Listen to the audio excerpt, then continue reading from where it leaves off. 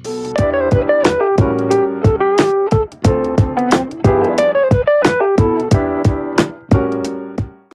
sahabat sehat Rumah Sakit Akademi UGM, ketemu lagi di acara TikTok Tips dan Informasi Kesehatan bareng Painah Bahagia Selalu.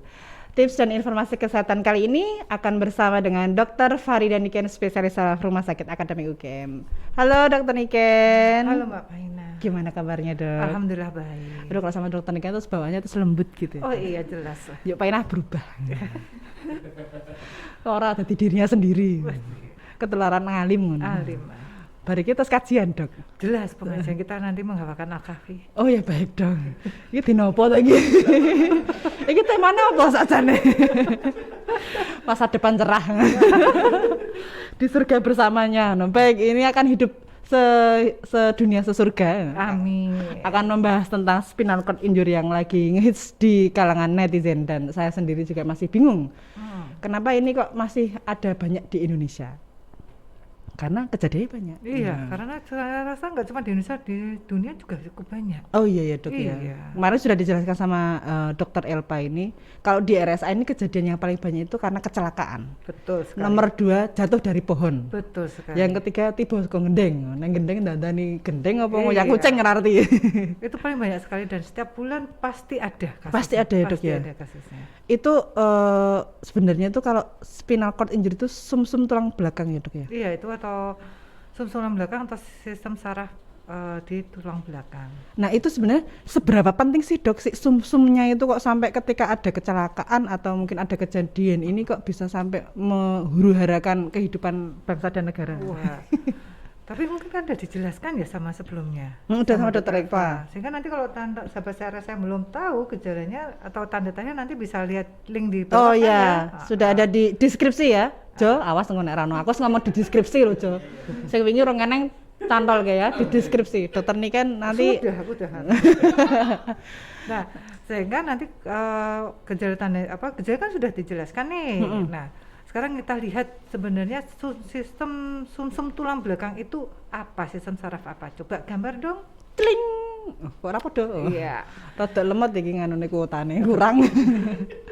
Gimana dok ini dok? Iya, jadi memang sistem saraf pusat. Ada sistem saraf, ulang ikut ya. Sistem saraf itu ada dua, sistem saraf pusat, central nervous system, dan sistem saraf tepi, peripheral nervous system. Yang disebut sistem saraf pusat itu adalah otak dan spinal cord. Brain dan spinal cord. Brain itu adalah otak, spinal cord itu adalah sumsum tulang belakang. Sedangkan kalau sistem saraf perifer itu adalah ganglion yang setelah keluar dari sistem spinal cord dan juga serabut saraf yang di tangan dan kaki. Nah, kalau kita lihat sendiri atau sahabat Ersa juga ngelihat ya, sebenarnya spinal cord atau sumsum tulang belakang itu adalah perpanjangan dari otak. Jadi otak itu kan istilahnya mesin untuk mengatur semua yang ada di tubuh kita, apapun itu. Pusatnya ya. Pusatnya. Dan dari pusatnya itu dia akan keluar ke bawah melewati leher dan ini akan turun ke bawah. Setiap ada di tulang belakang kita itu kan ada ruas-ruasnya, itu akan keluar mempersarafi tangan, mempersarafi dada, mempersarafi perut, mempersarafi sampai sini nanti mempersarafi dari ekstremitas bawah atau tungkai seperti itu. Sehingga kalau ada kejadian atau trauma pada sumsum tulang belakang atau spinal cord atau sistem saraf pusat di tulang belakang ini, itu akan menimbulkan gejala yang berat. Kenapa? Karena kalau sistem saraf pusat itu sudah ada trauma atau kelainan, itu tidak akan bisa kembali seperti semula. Kalau sudah terjadi kecelakaan di situ, perlukaan di situ itu dok? Tergantung nanti derajatnya. Oh terjadi. Iya. Aku madek ngono ya, tidak bisa kembali langsung dek ngono ya. Biasanya tetap bisa akan ada perbaikan, namun juga dalam butuh waktu lama. Gitu. Nah, ini tadi kan disampaikan otak ini perpanjangannya ini kan spinal cord-nya ini dok. Betul. Berarti kayak tugasnya itu hampir sama dok dengan antara otak dan spinal cord-nya ini dok. Iya, otak kan menyuruh. Ya, misalkan gerakkan tangan kanan gitu kan. Gerak angkat tangan kanan gini. Ketika nyuruh ini kan harus melewati daerah leher, nyuruh ini terus nanti ke tangan kanan gini untuk ngangkat. Mempersarafi di sebelah sini Iya. gitu. Oh. Nah, misalkan tendang tangan tendang tungkai kaki kanan, tek gini. Nah, Aku mah melu praktek rawani aku. Kon lunga hari iki. nah itu juga sama. Itu kan nanti akan dari otak ngasih perintah, tungkai kanannya nendang, langsung sampai sini tendang gitu. Nah, ini kan kalau misalkan terjadi istilahnya trauma di salah satu sisi, misalkan di daerah mana sini ya, tengah-tengah ini kan antara dada sama perut ya. Sudah di daerah sini, itu berarti dari sini ke bawah dia nggak akan bisa menggerakkan. Karena pengantarnya ini bermasalah itu ada dia. Betul. Jadi saya ini kan kayak jembatannya putus ya sudah tidak ada lagi. Oh, paling gampang. Oh, ini Iya. analogi yang mudah dimengerti ini. Jembatannya berarti ya. Ya seperti jembatan ini kan ngasih sinyalnya putus, kabelnya putus, ya sudah nggak bisa lagi. Jadi mau ini menggerakkan sebelah tungkai kanan dan nggak bisa. Tapi ini bisa disambung nggak, Dok, kalau putus, Dok? Disambungnya nanti sambungnya gimana ya? Aku bayanginnya kabel, Dok. Serabut-serabut kalau kabel biasa itu diulir itu loh, Dok, karena nyambung bisa terus langsung. Nah, ini memang kalau ini sistem saraf pusat ini spesial ya, sehingga memang kalau ada lesi kalau memang komplit itu memang sudah susah sekali. Putus komplit itu iya, susah. Sehingga memang ada tingkatannya. Ada tingkat-tingkatannya seberapa berat sih kerusakannya. Apakah keseluruhan dari sistem saraf atau di sebagian. Jadi sistem saraf sendiri itu ada 3 sebenarnya, yaitu sistem saraf motorik untuk menggerakkan, sistem saraf sensorik untuk merasakan, dan sistem saraf otonom untuk hal-hal yang otomatis. Hal otomatis itu apa? Refleks gitu, Dok? Ya refleks seperti bernafas ini kan otomatis, nggak usah mikir kan. Oh iya. Jantung ini otomatis detak terus.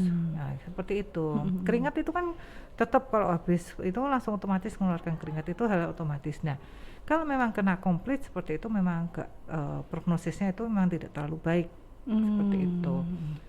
Ya seperti itu sih, sehingga kalau jadi mungkin nanti sahabat sehat RSA sudah mungkin sedikit paham bahwa pentingnya daerah tulang belakang, jangan dianggap remeh daerah tulang belakang kita yang ada tulangnya itu. Makanya sama itu kan sudah sudah dilindungi oleh tulang belakang.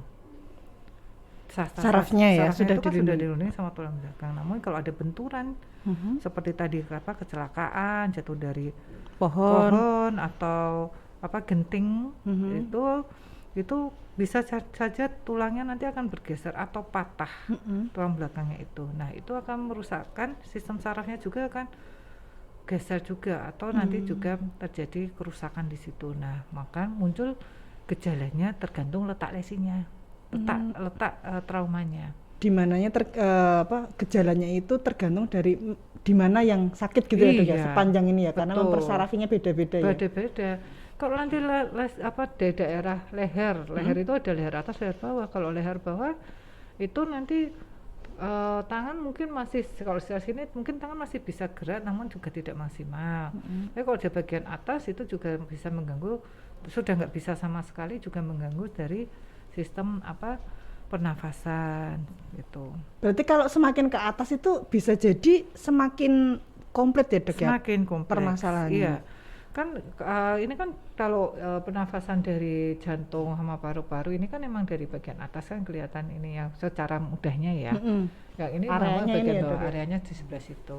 Jadi kalau emang kena bagian atas ya bisa terganggu di pernafasan juga, jantung juga organ-organ bisa. dalam berarti, Dok, ya? Iya, karena kan tetap ada yang itu tadi yang saya sebutkan sistem saraf otonom atau otomatis itu untuk bernafas itu juga dipengaruhi oleh sistem spinal cord ini, sistem tulang belakang ini. Nah, kalau sama otak, Dok, misalnya ada kecelakaan gitu, mana yang lebih bahaya atau lebih parah atau lebih mengancam jiwa ketika nanti cedera otak atau cedera tulang belakang, Dok? Mbak Painah makin pintar ya, pertanyaan bagus. Ini kepean dari dokter Niken sebenarnya. Tapi karena kan kalau di IGD itu kan pasti mana yang mengancam jiwa, mana yang harus kita selamatkan duluan gitu kan, Dok? Ya. Sebenarnya kalau lebih bahaya mana, semuanya sama-sama bahaya gitu loh. Namun yang kalau dari sumsum tulang atau cedera tulang belakang ini, kalau ke letak traumanya tidak di daerah leher, dia tidak mengancam jiwa. Hmm, kalau Gitu. tidak di daerah leher tidak mengancam jiwa. Iya. Berarti kalau Kalau leher misalkan di sini, Hmm? misalkan di daerah istilahnya tulang punggung ya, punggung bawah atau punggung atas, punggung bawah terutama misalkan seringnya di sini itu dia mungkin tidak akan mengancam jiwa, namun dia akan menyebabkan disabilitas yang berat, disabilitas entah berat atau ringan nanti tergantung dari derajatnya. Hmm. Namun kalau sudah di daerah leher, terutama nanti leher bagian atas itu bisa mengganggu seperti tadi pola pernafasan, denyut jantung menjadi tidak teratur seperti itu sehingga itu membahayakan jiwa. Itu tapi sebenarnya bisa juga kalau misalkan itu tidak membahayakan jiwa, tapi mungkin juga harus hidup namun dengan alat bantu nafas selamanya atau ventilator yang portable. Beberapa contohnya kalau di Indonesia saya belum tahu ya. Yang pakai ventilator portable itu mungkin kalau sahabat RSA yang masih seusia saya masih muda itu Aku belum akar munira ngerti ngono ya. itu ya namanya Itu terkenal kok dok, itu terkenal itu. Yang aktor pemain Superman Christopher Reeve nanti bisa di searching aja, itu sekarang juga mengalami istilahnya kelumpuhan dari keempat anggota gerak dan menggunakan kursi roda gitu. Juga salah satu yang bagus juga saya ini bukan aktor tapi saya melihat film based on true story kan. Brooke Ellison ini. Ya, Brooke Ellison ini sebenarnya ini juga sama. Ini mengalami kecelakaan ketika belasan tahun, 11 tahun kalau nggak salah kecelakaan, dan dia mengalami kelumpuhan keempat anggota geraknya dan harus bernafas dengan alat bantu nafas atau ventilator. Dan ini dia memang tinggalnya di Amerika, dia ada ventilator yang portable, harganya mungkin berapa ratus juta sebenarnya, dan dia juga memakai kursi roda. Dan saat ini dia bisa sampai PhD saat ini, usianya sekarang kok salah 40-an tahun. Itu saat ini mengalami PhD dan sehingga memang masih bisa, apakah ini mengancam jiwa? Tidak, tapi akan mengganggu disabilitas. Namun ketika kita seseorang mengalami disabilitas itu sebetulnya bisa memilih apakah akan tetap menjalani hidup dengan disabilitasnya, karena sebenarnya keterbatasan seseorang atau disabilitas itu bisa membuka peluang-peluang yang lain. Jadi dan disabilitas itu bukan menjadi akhir segalanya. Oke. Gitu. Jadi itu tadi ya poinnya. Belum selesai dok pertanyaannya. Belum selesai. udah dapat klimaks dari percakapan hari ini. Jadi disabilitas itu bukan akhir dari segalanya. Betul.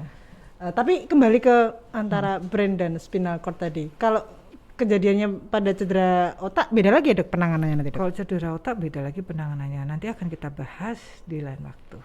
Ting, tips berikutnya nanti ya. Nanti dicatat.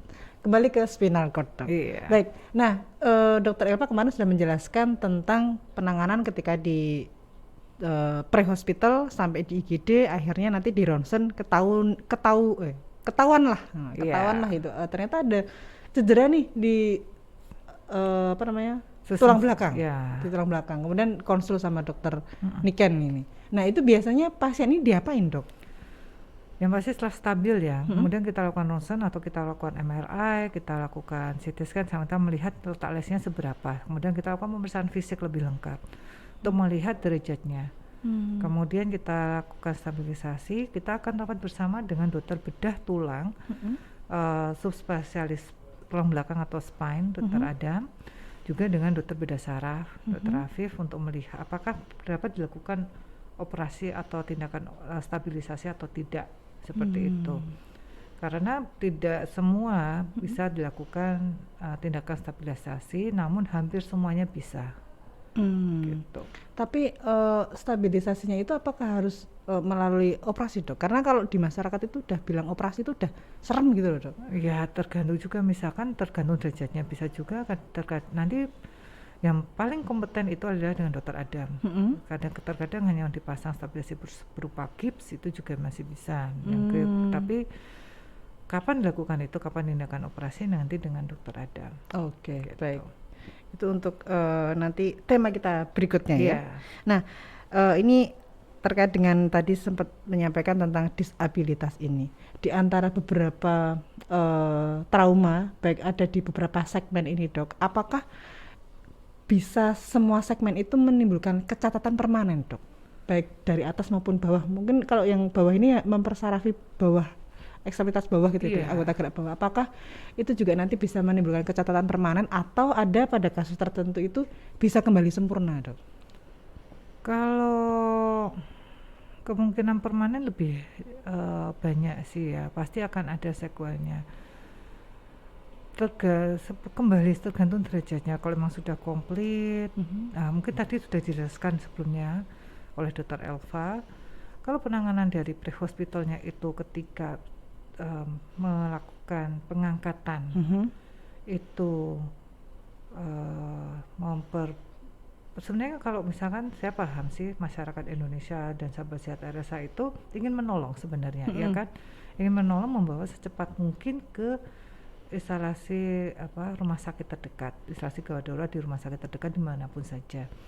Namun memang pertolongan cara yang benar sebelum sampai di rumah sakit itu perlu diperhatikan, karena mengangkat atau membantu korban kecelakaan apapun itu bisa memperparah dari traumanya. Misalkan kita nggak bisa bilang bahwa Anda memperparah dengan ini, tidak bisa, karena kita kan tidak bisa menilai saat di kejadian sampailah di rumah sakit. Enggak, ini ada kemungkinan untuk itu, Ada risiko ya, ada Dok, risiko. Sehingga kalau memang ternyata itu sudah berat, ya sudah, kita nggak bisa tidak bisa mengharapkan lebih banyak. Namun kalau ternyata nanti dengan dilakukan stabilisasi dengan medikamentosa, kemudian terapi itu bisa membaik, ya paling nggak dia bisalah misalkan hidup, bisa kembali, mungkin tanpa cacat permanen masih bisa. Dan bisa jadi sebenarnya cederanya tidak perlu sampai melukai sumsum saraf belakang ya, Dok ya, sehingga tidak perlu operasi dan macam-macam. Ya maksudnya operasi yang berhubungan dengan saraf pusat ini ya, Dok. Iya, nggak perlu juga sih. Tapi memang disabilitas ini bukan, tetap saya bukan akhir segalanya. Soalnya di Rumah Sakit Akademi UGM kan ini kan memang rumah sakit ramah difabel kan ya, sehingga kita tuh menemui banyak sekali teman sahabat RSA dengan difabel namun juga berkarya.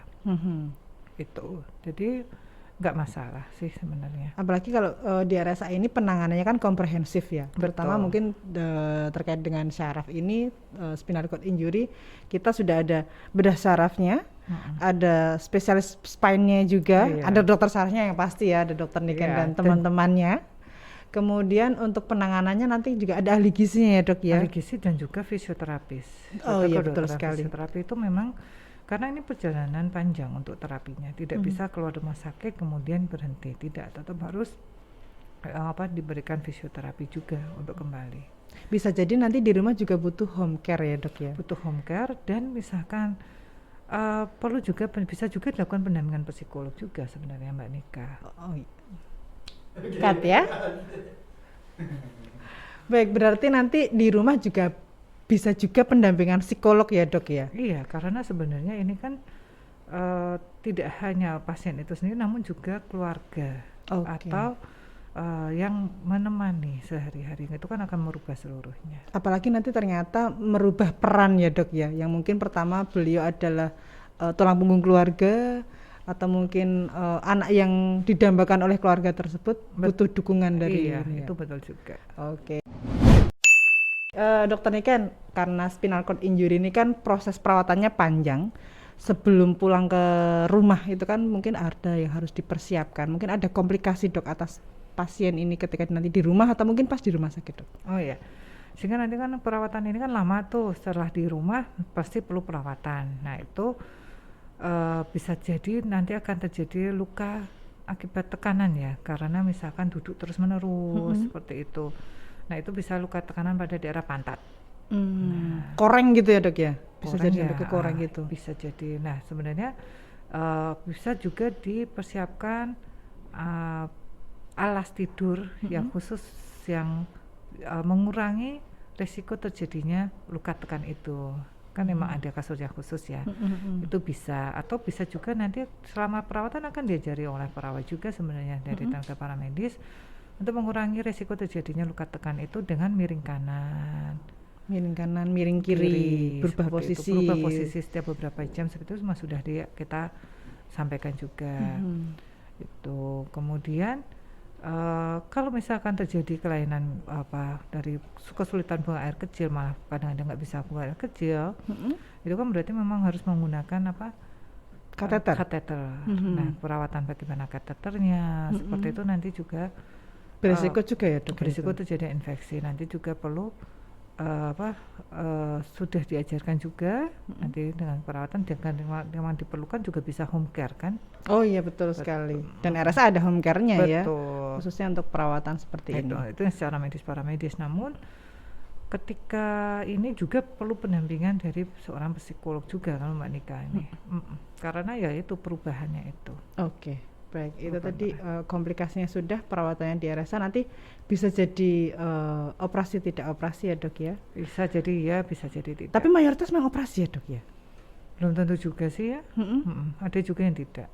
Oke, berarti masih ada harapan hidupnya ya, harapan senang. Tapi sebenarnya operasi itu membuat harapannya lebih banyak untuk baik. Gitu ya? Iya. Oh. Jadi mungkin emang stigma operasi itu buruk atau mengerikan itu mungkin memang harus kita jelaskan bahwa operasi itu bukan berarti mesti akan memperburuk, tidak. Itu akan memperbaiki, insya Allah seperti itu. Yang pasti ketika nanti kita menemukan seseorang kecelakaan dengan risiko spinal cord injury, kalau memang tidak mampu, tidak punya kompetensi menolong, sebaiknya jangan ditolong, jangan sampai menambah luka ya dok ya. Betul, namun juga mungkin lebih bagus jika memang ada korban kecelakaan cukup telepon ambulans saja. Oke, ke ambulannya RSA 453 0303. Atau yang punya HP gampang telepon HP-nya, biasanya kalau punya kuota itu kan belum tentu punya pulsa. Oh gitu. Zaman sekarang tuh banyak kan punya kuota. Nanti bisa telepon ke nomor HP-nya RSA di 081 1254 8118. Asik, nah itu. Jadi sehingga ini bagaimana? Apakah ini kita nggak tahu nih kalau tergeletak ini cedera kepala saja, cedera tulang belakang saja, bagaimana penanganannya? Nah itu silakan telepon ambulans. Oke, biar nanti penanganan sampai di rumah sakit itu tidak menambah cedera. Dokter ini kan juga nggak tambah pusing dengan pasien yang banyak ya. Baik, terima kasih sahabat sehat Rumah Sakit Akademi UGM. Demikian tadi tips dan informasi kesehatan tentang bayakah spinal cord injury bersama dengan Dr. Farida Niken Astari Nugrohati, spesialis saraf Rumah Sakit Akademi UGM. Saya Painah bahagia selalu dan Dr. Niken pamit undur diri. Terima kasih, sampai jumpa di episode berikutnya. Dadah.